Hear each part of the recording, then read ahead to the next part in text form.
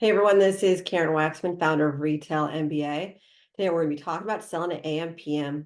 So if you have a great product, perfect for their stores, this training will give you some things to think about in regards to selling to them. With that said, let's get started on today's training. Let's talk about convenience stores, distribution, distributing, being a supplier, all the good stuff. Convenience stores are awesome because there's so many of them. A lot of convenience stores are near gas stations. They are in a lot of locations. We like that, right?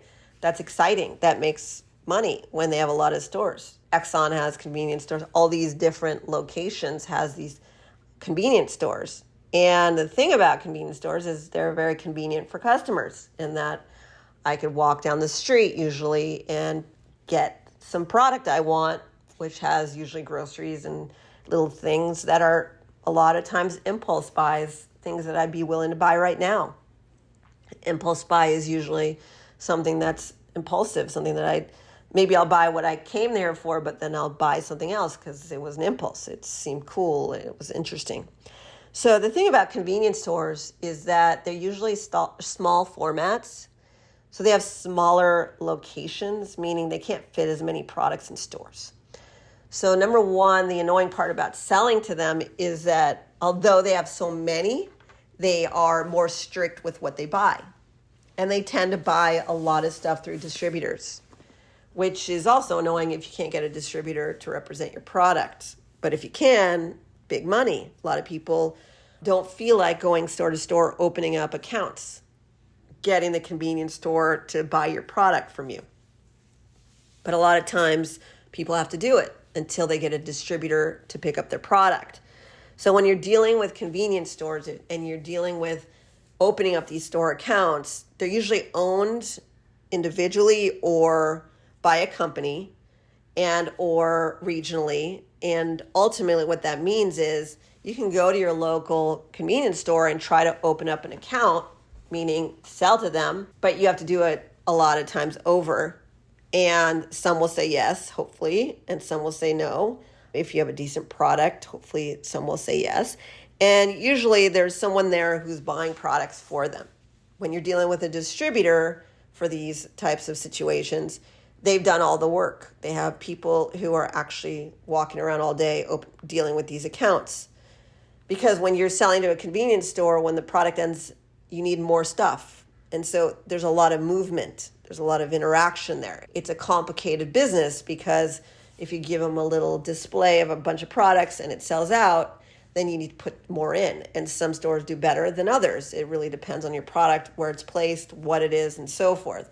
So there's a lot of movement with convenience stores, which is why people like working with distributors in that scenario, because the distributors have feet on the street doing this all day long and they can, keep up with the supply and demand. However, you also need to decide how big you want to go. If you work with a distributor, they're going to open up lots and lots of stores, and there's a lot of moving parts. But also when you work with a distributor, they're actually going to take a decent chunk of your income because they're expecting a return for their efforts, right? Typically, it can be 20 to 30% sometimes for how much money they want based on like your entire amount of money you can make. They want a piece of that. Also, they need to make sure that the product's going to sell. You need to make sure that you give them good marketing collateral so that it converts when they're walking around. They're saying the right things about your product. There's effort here with selling at convenience stores, but they have so many, so that's very exciting. So you technically can go after convenience stores yourself without distributors, and people do it all day long. I have customers who do that. Then there are others who actually have to drive farther and go bigger and open and continue to do that until they get the distributor to pay attention to them. A lot of you are trying to get the distributors to talk to you, but they're not picking up the phone. I'll tell you the number one way to get a distributor for convenience stores to listen to you. It's you sell first and do all the work, and then they'll pick you up and then they'll expand it. That's usually how these people work at these companies. They like low-hanging fruit, easy money. That doesn't mean you shouldn't try to go after a distributor and get them to work with you. Sometimes you just have a really interesting thing and they know they can sell it really easily.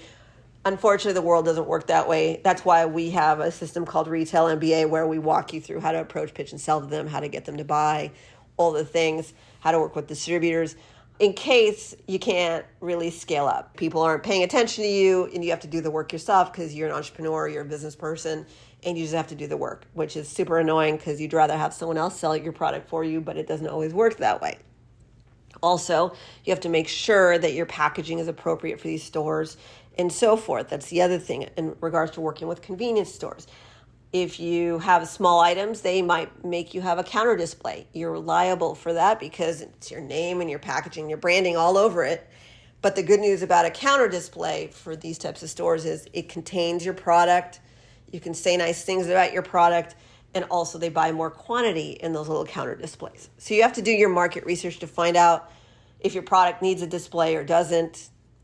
Also, whether or not it makes sense for that store, whether or not your pricing aligns. There's some things you got to figure out in regards to working with convenience stores. The really big thing for me is that whether or not you work to build out your distribution strategy with convenience stores requires time and effort, which when I'm selling to, say, a Walmart, I have one buyer to talk to, or maybe 5 different ones based on how I'm selling to them.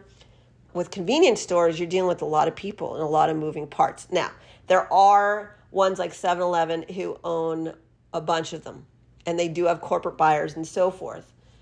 And maybe they want you to sell to individual ones before they pick up your product as well. So again, there's a dance, there's an experience here happening.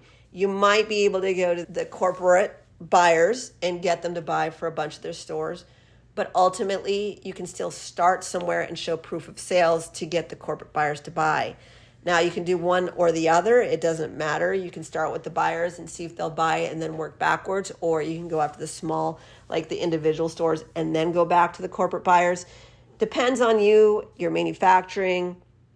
And if you're going to go to the corporate buyers and they're going to buy products from you for a bunch of their convenience stores, just be aware that your manufacturing needs to be set, needs to be great.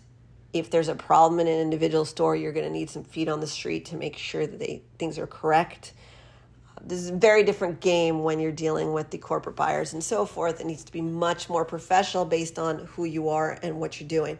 This is Karen Waksman. If you need help, if you want a consultant, a coaching company to support you through this process so you can scale up, make a bunch of money, maybe sell more than one product, do what you got to do, we explain all of it with our Retail MBA coaching and training system listed on retailmba.com, or please be on the lookout for additional videos and content we create. We also do live events, all sorts of goodies, helping people make money with their consumer product brand. And if you heard this and you just want to run from convenience stores, there's lots of other ways to sell a product. Karen Waksman, Retail MBA. Hope this helps.